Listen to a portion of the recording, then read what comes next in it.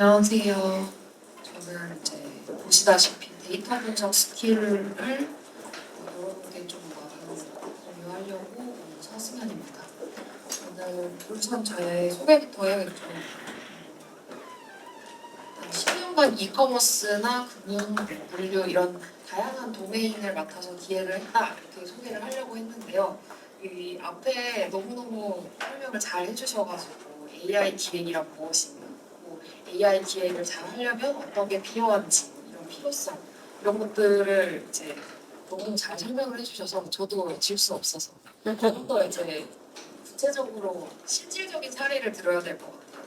그래서 저 같은 경우에는 이제 실제로 했던 사례 중에 최근에는 그 공장 물류센터의 ERP를 담당했어요. 그래서 그 ERP에서 어떤 게 AI가 필요했었냐면 이제 우리가 밥을 먹고 뭔가 이제 급식을 생각을 해볼게요. 급식을 생각을 해보면 회사에서 급식이 제공이 될 수도 있고 이제 아이들한테 급식이 나갈 수도 있겠죠. 그런데 당근이라고 하는 이 생산물은 완전 원자재잖아요. 그래서 이 원자재가 어디로 나갈지 모릅니다. 근데 이 당근에 문제가 생겼어요. 그러면 이거를 추적해야겠죠. 그런 추적 시스템이 필요했습니다. 그 회사에서. 그래서 이런 시스템을 통해서 어디에 문제가 생겼는지 바로 실시간으로 캐치를 하고 그 캐치한 거를 토대로 리스크를 최소화할 수 있는 그런 시스템을 만들었었는데요. 여러분이 앞으로 하시게 될 일들이 이런 일들입니다. 그리고 이제 제가 했던 일도 그런 일이었는데요. 그 중에서도 이제 제가 느꼈던 건 뭐였냐면, 저가 이제 그 ERP 기획을 할 당시에는 그때까지만 해도 정성적인 데이터는 AI가 이제 대체하지 못할 것이다라고 하는 게 좀 확고했어요. 그래서 정량적인 데이터와 정성적인 데이터 두 가지를 놓고 봤을 때 이제 수치화할 수 있는 정량적인 데이터 그리고 수치화할 수 없는 그냥 사람들이 느끼는 감정이라던가 아니면 어떤 그 인터뷰해가지고 얻을 수 있는 인사이트들 있잖아요. 그런 정성적인 데이터들을 토대로 우리가 이제 분석하는 것들은 전부 이제 사람이 해야 될 것이다라고 생각을 했어요. 그런데 이제 데이터를 많이 놓고 보니까 사실 AI가 정성적인 데이터도 요약을 해준다던가 인사이트를 이제 아웃풋을 내는데 굉장히 높은 스킬을 보여줬었던 거죠. 그래서 이제 제가 생각했던 거는 그러면 우리가 뭘 해야 하나? 우리가 이제 AI에 대체되지 않으려고 하면 사실 AI가 할 수 있는 것보다도 하지 못하는 영역에 더 집중을 해야 되거든요. 그래서 우리는 어느 부분에다가 포커스를 둬야 되나? 저는 이제 이거를 가지고 왔는데요. 이제 인간의 해석력과 문맥이 이 부분에 이제 좀 포커스를 두고 말씀을 드리려고 합니다. 그래서 이제 제가 아까 말씀드렸던 그 식품 같은 경우는 저는 먹는 걸 굉장히 좋아해서 이제 먹는 거를 되게 일상적으로 먹잖아요. 하루에 3끼나 먹죠. 그래서 그 먹는다는 행위를 위해서 사실 우리는 돈을 씁니다. 그 돈을 쓰는 행위가 사실은 하나하나가 데이터거든요. 현금이 아닌 이상 신용카드로 대부분 결제를 하기 때문에 그 시간, 그 음식의 양, 그리고 그 음식의 가격 이런 것들이 이제 데이터들이 모여서 이 동네에 매출이 어느 정도가 나오는지 그리고 이 동네에서 얻을 수 있는 베네핏은 어떤 것들이 있는지 그리고 타겟팅은 어떤 사람한테 할 수 있을지 이런 엄청나게 다양한 데이터들이 나오게 됩니다. 그런데 그런 데이터들을 두고서 이제 우리가 해야 되는 일은 뭐냐면요. 이 데이터가 과연 어떤 의미를 가지고 있는지 이 데이터를 가지고 무엇을 설득할 수 있을지 이런 것들을 이제 풀어내는 역할인 겁니다. 그래서 이제 여기에도 지금 써놨는데 기획자에게 데이터는 방향이다. AI는 수치까지, 기획자는 의미까지 이렇게 써놨는데요. 사실 그 정성적인 데이터를 위주로 우리가 좀 더 포커스를 맞춰야 된다는 게 사실 이런 의미입니다. 그래서 일단은 지금 제가 굉장히 긴장했기 때문에 지금 무슨 말을 하는지 잘 모르겠어요. 잠깐만 물 한 모금만 먹고 올게요.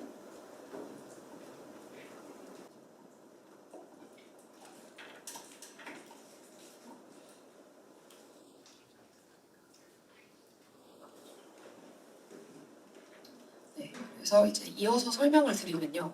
우리는 어쨌든 회사를 가고 이제 기획이라는 일을 하는 이유 자체가 돈을 벌기 위해서잖아요. 이어서 설명을 드리면 이제 데이터를 다루는 것도 결국에는 내가 경쟁력을 갖춰서 내가 더 많은 돈을 벌고 내가 더 다른 사람보다 이제 높은 그 레벨의 사람이라는 것을 증명하기 위함입니다.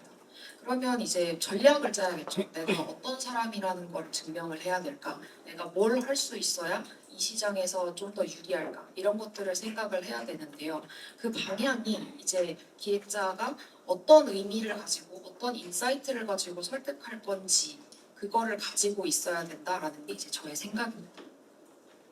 그래서 이거를 구체적인 사례로 풀어보면요. 제가 일단 국밥을 가지고 왔습니다. 근데 유튜브에 어느 분이었지 성함이 기억이 안 나는데 그 비비고에서 굉장히 오랫동안 일하셨던 마케터 분이 이제 유튜브를 만드셨더라고요. 그분이 이제 하시는 얘기가 적어도 사업을 하는 사람이라고 하면 우리가 매일 먹는 국밥이 왜 그 금액인지는 알아야 된다 이렇게 얘기를 하셨어요. 그래서 이제 우리가 매일 먹는 국밥 8,000원이라고 하면 좀 괜찮아 보이고 15,000원이라고 하면 좀 비싼데 약간 이런 생각이 들죠. 이거는 우리가 그 기본적으로 알고 있는 데이터, 우리가 기본적으로 이제 매일매일 그 접하게 되는 그 국밥의 가격들을 이미 알고 있기 때문입니다. 그래서 우리가 예전에 생각해보면 사실 국밥이 3,800원인 때도 있었어요. 그리고 김밥이 1,000원인 때도 있었습니다. 근데 지금 8,000원이라고 하면 국밥 8,000원 한 그릇 그냥 반찬 뭐 한 세 가지 정도 나오는 이거 되게 적당해 보이잖아요. 그 이유가 이제 우리도 모르게 데이터를 실생활에 그렇게 활용하고 있기 때문입니다. 그래서 이제 우리가 이 국밥에 대해서 생각을 해야 되는 거군요. 이 적당한지를 파악을 하려면 저는 이제 세 가지 정도로 정리를 했어요. 누구에게 팔지를 생각을 해야 되고 이 국밥을 파는 이 장소가 어디에 있는지를 생각을 해야 되고 그리고 이제 이 장소를 정했으면 이 장소에서 점심 장사만으로도 괜찮은지 아니면 저녁까지도 판매를 해야 되는지 이런 비즈니스 모델까지 생각을 해야 된다라고 저는 봤습니다. 그래서 이제 데이터를 본 거죠. 데이터를 봤을 때 저 같은 경우에는 가장 이제 편하게 볼 수 있는 데이터 지표가 이제 통계청에서 자료를 제공을 하는 코시스 100대 지표입니다. 그래서 사실 그 통계청에서 맨날 보여주는 자료들이 되게 뻔해요. 그래서 보면은 가장 기본적으로 나오는 게 인구입니다. 어디에 어떤 사람들이 이제 있는지, 그리고 이 가구들이 어떻게 구성되어 있는지, 그러니까 1인 가구인지 아니면 뭐 가족이랑 함께 살고 있는 그런 다인 가구인지 이런 것들도 나오고, 그러니까 결국에 사람의 수가 제일 많이 나옵니다. 그게 제일 이제 보편적으로 알 수 있는 정보인데요. 이것만으로도 우리가 알 수 있는 거는 저 같은 경우에는 자주 가는 미사일 1동 이제 하남시에 살거든요. 저는 미사일 1동을 기준으로 해서 상권 인구 분석을 해보니 거주 인구는 약 3만 명 정도였고 직장인 유입 가능성이 높은 업무 지구가 이제 인접해 있었습니다. 그리고 이제 1인 가구 비율은 35% 이상이었어요. 그리고 젊은 가족 단위가 많아서 전용 매출 확보가 가능하겠구나까지 이제 인사이트를 찾았습니다. 그러면 이제 이거를 가지고 우리가 알 수 있는 건 뭐냐면요. 이제 추적해보는 거예요. 거꾸로 추적해보는 거예요. 이 인구수가 3만 명이라고 하는데 과연 몇 명 정도가 점심밥을 밖에 나와서 사 먹을 수 있을까? 그리고 이 사람들이 과연 이사 1동 중에서도 지금 내가 고른 이 가게에서 그 비용을 얼마 정도 지출을 할 수 있을까? 이런 것들을 이제 판단을 해보는 거죠. 그래서 우리가 만약에 가게를 한다라고 생각을 해보면 국밥집을 한다고 생각을 해보면 사실 여러 가지 방법들이 있을 텐데요. 옆에 집, 옆에 국밥집이 아니더라도 횟집이라도 보면서 점심 장사는 얼마 정도 수준에 팔고 있는지 이렇게 벤치마킹을 하는 방법도 있을 거고요. 아니면 이제 내가 지금 실질적으로 나가야 하는 비용, 그 인건비라던가 아니면 관리비라던가 이런 각종 이제 원자재 가격까지 다 해가지고 그 수익 대비 이제 비용을 따질 수가 있겠죠. 그래서 내가 실제로 수익을 내려고 하면 최소한 요만큼은 남아야 돼. 이렇게 추적하는 방법도 있을 겁니다. 그런데 이제 이게 그 마케팅에서 말하고 있는 그 프라이싱 정책이겠죠. 그런데 이제 제가 생각하는 건 뭐냐면요. 이거를 이제 가장 정확하게 최대한 잘 팔려고 하면 수요에 맞춰서 공급을 하는 게 맞다라고 저는 생각을 합니다. 그래서 수요에 맞춰서 공급을 하는 가장 간단한 방법은 벤치마킹인 거고 왜냐하면 그 사람들도 분석을 했을 거니까. 그리고 그 중에서도 벤치마킹 중에서도 대기업 위주로. 왜냐하면 거기에 똑똑한 사람들이 몰려 있을 거니까. 그래서 이제 우리가 다시 이 100대 지표로 돌아오면요. 이 100대 지표를 우리가 봐야 되는 가장 큰 이유는 우리가 그냥 습관처럼 지나가는 그냥 일상들이 결국에는 이 하나하나의 선택이 된다는 거예요. 왜냐면 다른 사람들이 하는 선택을 나도 따라하고 싶고 내가 하는 선택에도 뭔가 이유가 있어서 사실 선택을 하는 건데 그냥 이제 나도 모르게 그냥 습관처럼 지나갔다는 거죠.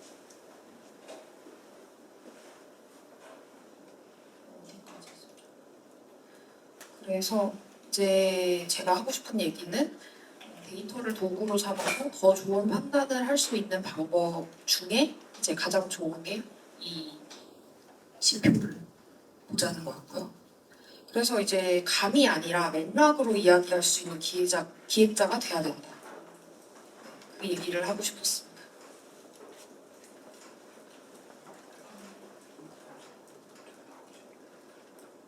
그리고 이제 제가 빼먹은 얘기가 일단 미사일동 상권 인구 분석을 한다라고 하면은 이제 데이터에 대해서 익숙하시지 않은 분들은 일단 질문하는 게 제일 어려우실 거고 이 국밥 가격을 알아내기 위해서 어떤 질문을 해야 될지 그게 제일 어려우실 거고 그 다음으로 이제 궁금한 게 그럼 데이터는 어디서 보나요? 내가 필요한 데이터는 어디서 찾나요? 이게 아마 직접적으로 궁금하실 거예요. 그래서 첫 번째로 질문을 하는 가장 좋은 방법은 이제 GPT랑 많이 대화를 해보시는 겁니다. GPT가 굉장히 똑똑해요. 그래서 내가 지금 이걸 알고 싶은데 이걸 알려고 하면 어떤 것들이 필요할까? 이렇게 투두를 물어보는 거예요. 그래서 이제 투두를 찾았으면 그거를 토대로 이제 어디다가 물어보면 되냐면 통계청 그리고 이제 공공데이터 포털 이런 것들로부터 시작을 해보면 됩니다. 그래서 실제로 공공데이터 포털에 가보면은 그 굉장히 다양한 정보들이 있는데 그 중에서 이제 우리가 좀 눈여겨볼 부분은 이제 승하차 정보. 그래서 미사역이라던가 아니면은 내가 지금 딱 지정한 그 버스 정류장이라던가 거기에 이제 승하차 정보가 그 사실은 어떻게 보면 실질적인 유동인구 데이터가 됩니다. 그래서 그 데이터를 가지고 또 뭘 할 수가 있냐면요. 마케팅에다가 써먹을 수가 있어요. 그래서 여기에 청소년이 많은지 아니면 20, 30대가 많은지 아니면 노인 인구가 많은지 그것도 명확하게 알 수 있습니다. 그래서 이제 그런 데이터들을 통해서 우리가 이제 활용을 할 수가 있다. 그리고 이제 소상공인 상권 정보 시스템 이런 데를 보면요. 상업 지역에 대한 공실률, 폐업률 이런 것도 알 수 있어요. 네, 그래서 이제 그런 데이터들을 보시면 되고요. 음,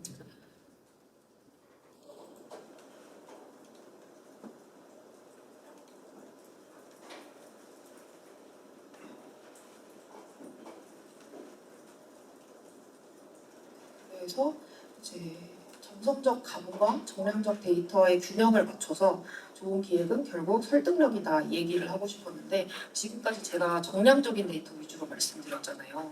그래서 정성적인 데이터 같은 경우에는 사실 사람을 직접 대해보는 게 제일 명확하긴 합니다. 근데 우리가 100명의 타겟이 있다라고 해서 잘 안 보이실 수도 있는데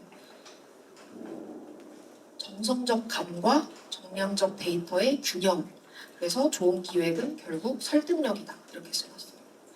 그래서 이제 정성적인 데이터 같은 경우에는요, 사람을 많이 만나보되 내가 타겟팅한 그 사람들을 최대한 다양하게 만나보는 거예요. 만나보는 방법이 굉장히 다양한데 그 중에 하나가 내가 그 모임을 열어보는 겁니다.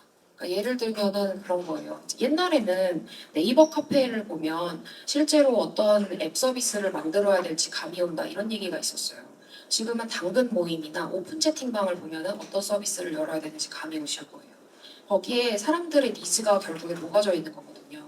그래서 사람들이 어떻게 보면 굉장히 이기적이에요. 그래서 내가 원하는 게 있는 곳에 사람들이 모이게 됩니다. 그래서 많은 사람들이 모였다는 거는 그만큼 니즈가 있다는 거고 그 사람들의 니즈를 이제 파악하고 싶을 때 계속해서 그 사람들이 얘기하는 거를 관찰을 하는 거죠. 그 사람들이 뭘 원하는지. 그래서 그런 식으로 이제 정성적인 데이터를 수집할 수가 있다. 그렇게 말씀을 드리고 싶고요. 그리고 이제 이거를 습관적으로 스킬업을 하려고 하면 이렇게 세 가지 정도가 있을 것 같아요. 그래서 이제 실제로 내가 취업을 하기 위해서 세 가지 스킬을 딱 정한다라고 하면 저는 사용자 행동을 읽는 능력, 그리고 문제를 가설로 바꾸는 능력, 그리고 이해하기 쉬운 스토리로 풀어내는 능력, 이렇게 세 가지로 저는 생각을 하고 있어요. 그래서 이 세 가지가 굉장히 큰 경쟁력이 되는데, 그럼 이건 어떻게 키우냐? 이제 루틴을 만드는 거예요. 제가 아까 이제 멧돼지표 보여드렸는데 사실 멧돼지표가 아니더라도 괜찮습니다. 뭐 뉴스젤리라던가 아니면은 뭐 111 이런 데 가면은 맨날 뭔가 이제 데이터 시각화 자료를 주거든요. 그런 것들을 이제 맨날 보는 거예요. 그리고 그것도 괜찮아. 주식이나 뭐 이런 내가 진짜로 투자하고 있는 정보 그런 차트들 보는 것도 괜찮습니다. 그래서 매일매일 그 지표를 정하고 그 다음에 이제 문제를 가설로 바꾸는 능력 같은 경우에는 엑셀로 퍼널 만들기라고 되어 있는데 이 퍼널이라고 하는 게 익숙하지 않은 분들도 많을 거예요. 쉽게 말하면 깔때기입니다. 그러니까 아마 이제 되게 다양한 정보들을 접하시는 분들이 많을 것 같은데 그 여기에서 혹시 전자책 그 신청해 보신 분 있으세요? 무료 전자책 신청해 보신 분? 생각보다 많지 않으시죠? 생각보다 많지 않으시군요. 그러니까 그런 경우들이 있어요. 내가 막 스레드나 이런 SNS들 오픈 채팅방에 딱 들어갔어요. 거기까지는 굉장히 쉽게 내가 니즈를 가지고 들어간 거죠. 그래서 들어갔는데 거기에서 내가 좀 핵심적인 정보를 얻으려고 하니까 이메일 주소랑 이름을 내놓으래요. 그리고 이제 그 이메일 주소랑 이름 아니면 뭐 전화번호 이런 거를 입력을 하니까 나한테 그 PDF 파일을 줍니다. 그리고 그 PDF 파일이 쓸만해요. 그래서 가만히 들여다보니까 맨 밑줄에 써 있어요. 강의 25만 원 이런 식으로 써 있어요. 그래서 결국에는 이제 강의를 파는 거죠. 그게 사실 퍼널입니다. 처음에 굉장히 큰 깔때기 위에 이제 굉장히 허들이 낮은 오픈 채팅방이나 뭐 SNS 이런 데다 홍보를 하고요.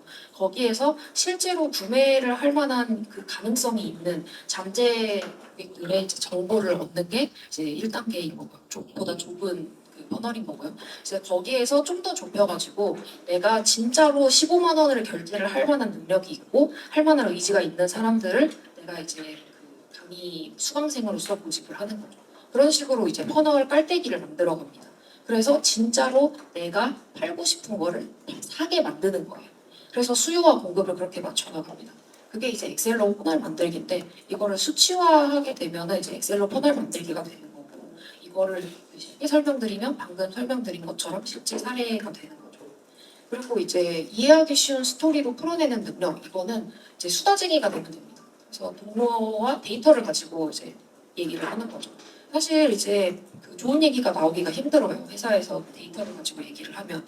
왜냐하면 좋은 데이터가 있는 반면에 굉장히 이제 점점 떨어지는 수치들이 나한테는 굉장히 위협적으로 다가오거든요. 특히 작은 회사 같은 경우에는 이게 실질적으로 우리 회사가 망할까 봐 걱정이 됩니다. 그래서 이제 얘기가 점점 더 많아지게 되는데 굉장히 건강한 거예요, 사실은. 이게 그 회사를 걱정한다는 마음 자체가 애착이 있다는 거거든요. 그래서 그런 얘기를 일상적으로 나누다 보면은 이제 이런 데이터가 점점 떨어짐으로써 나는 이렇게 생각하는데 너는 어떻게 생각하니? 이렇게 얘기했을 때 이해가 안 된다. 네가 지금 얘기하는 게 나는 이렇게 생각한다. 이런 건강한 대화를 이제 자주 나누시게 되면은 그거를 이제 썰푸는 능력으로 점점 더 강화시킬 수가 있게 될 거예요. 그래서 이 세 가지 루틴을 저는 제안을 드리고 싶었고요. 그리고 네. 이게 지금 제가 가진 시간이 많지 않아서 2분 정도 남긴 했는데 이거 찍으시면은 그 질문하는 거 나올 거거든요. 온라인으로 질문을 받겠습니다. 질문 이제 하나가 들어왔는데요. 그럼 물류 ERP 개선 같은 기획을 하셨을 때도 AI를 활용하셨나요? 이거는 이제 AI를 활용을 해서 기획을 하지는 않았었고요. 그 시스템 자체가 AI를 필요로 했었습니다. 그래서 기존의 AI 서비스가 이제 제공되고 있는 형태의 그 제가 시스템을 붙인 형태였었고요. 그리고 이제 다음 질문이 데이터를 보시는 사이트를 더 추천해 주실 수 있나요? 이렇게 물어주셨는데 일단 저 같은 경우에는 일단 뉴스젤리 먼저 보시라고 말씀드리고 싶어요. 그거 보면은 거기에 매해마다 데이터 시각화 자료를 이제 랭킹을 세워주거든요. 그래서 그 자료가 굉장히 좀 볼만한 자료들이 많아요. 그래서 그거부터 보시면은 거기에서 파생돼가지고 아마 찾게 되는 것들이 많을 거예요. 그리고 주식 말고 매일 볼 만한 지표. 뭐가 있을까요? 매일매일 볼 만한 지표는 사실 회사에서 제공하고 있는 지표를 보는 게 정확하기는 한데 MAU나 DAU 같은 그 실질적으로 나한테 도움이 되는 정보 있잖아요. 그러니까 저는 되게 돈을 많이 중요하게 생각하는 사람이라서 나한테 연봉으로 직접적으로 연관이 되어 있는 지표들을 보라고 말씀드리고 싶어요. 아마 회사마다 KPI가 있을 거예요. 그 KPI와 연계되어서 이제 내가 봐야 하는 지표들을 보시면은 이제 좀 도움이 되시지 않을까 싶기도 하네요. 그리고 엑셀로 포널 만들기 예시를 보여주실 수 있나요? 엑셀이 아닌 AI 툴로 활용하는 방법은 없을까요? 이거는 이것도 좀 애매하긴 하네요. 지금 당장 예시를 보여드리긴 어려울 것 같아서 그리고 단순히 데이터를 보는 것뿐만 아니라 추론을 해야 좋은 데이터를 찾아 연결해서 분석할 수 있을 것 같은데 추론 능력은 어떻게 키울 수 있을까요? 이거는 책을 많이 보라고 말씀을 드리고 싶어요. 이게 뇌과학적으로 실질적인 그 추론을 하는 좀 프로세스 이런 방법 자체가요. 이제 내가 어떤 데이터를 받아들였을 때 이거를 재구성하는 게 굉장히 자연스러운 흐름이거든요. 근데 그거를 연습하는 가장 좋은 방법이 책을 읽는 거예요. 뭐 소설을 읽어도 좋고 그냥 자기계발서를 읽어도 좋고 그냥 책을 읽는 것 자체가 글을 그냥 하나하나 읽는 것과는 조금 다릅니다. 전체적인 맥락을 파악을 하고요. 그 안에서 구성을 파악을 하고 내가 진짜 필요로 하는 것들을 찾아서 재배치하는 그런 하나의 루틴을 가지시게 되면은 이제 좋을 것 같다라고 저는 생각을 합니다. 그래서 책을 읽을 때 좀 처음에 읽기 힘들다 그러면 아무튼 시리즈라고 있어요. 아무튼 시리즈가 있는데 그게 이제 굉장히 얇고 들고 다니기도 편하고 그 생각보다 이제 좀 술술 넘어갑니다. 그 시리즈를 보시는 걸 추천을 드립니다. 그리고 이제 마케터와 기획자의 차이에 대해서 어떻게 생각하시는지 궁금합니다. 데이터를 갖고 이야기한다는 측면까지는 동일한데 거기서 기획의 측면은 어떤 부분에서 더 차별점이 있다고 볼 수 있을까요?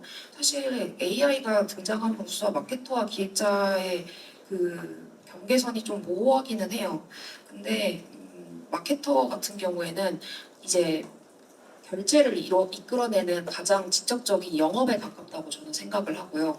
기획자 같은 경우에는 이제 서비스로 말을 해야 되는 거죠. 실질적으로 제공하는 그 엔드 유저의 서비스. 그래서 그 차이가 좀 있다라고 생각을 합니다.